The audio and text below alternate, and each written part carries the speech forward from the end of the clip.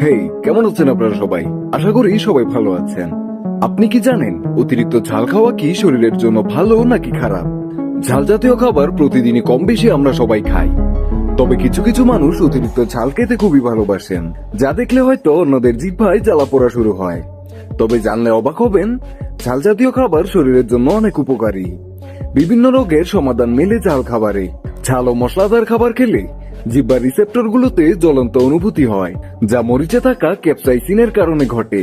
গবেষণায় দেখা গেছে যে সাধারণ খাবারের তুলনায় লাল মরিচ দিয়ে রান্না করা খাবার খেলে মোট ক্যালোরি গ্রহণের পরিমাণ 75% কমিয়ে দেওয়া যায়, যা ওজন কমাতে সাহায্য করে। পার্ডু বিশ্ববিদ্যালয়ের একটি গবেষণায় দেখা গেছে মরিচের রাসায়নিক যৌগ ক্যাপসাইসিনোয়েড অন্যান্য স্বাদের খাবার যেমন মিষ্টি, নোনতা ও চর্বিযুক্ত খাবারের লোভ কমাতে সাহায্য করে। অনেকেরই ধারণা রয়েছে মশলাযুক্ত খাবার স্বাস্থ্যকর নয়, তবে বিশেষজ্ঞদের মতে ঝাল জাতীয় খাবার স্বাস্থ্যের জন্য ভালো।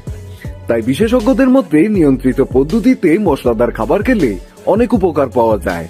তবে প্রচুর পরিমাণে খাওয়া হলে মরিচের মধ্যে থাকা জ্বলন্ত যৌগ ক্যাপসাইসিন আবার বিভিন্ন সমস্যারও কারণ হতে পারে।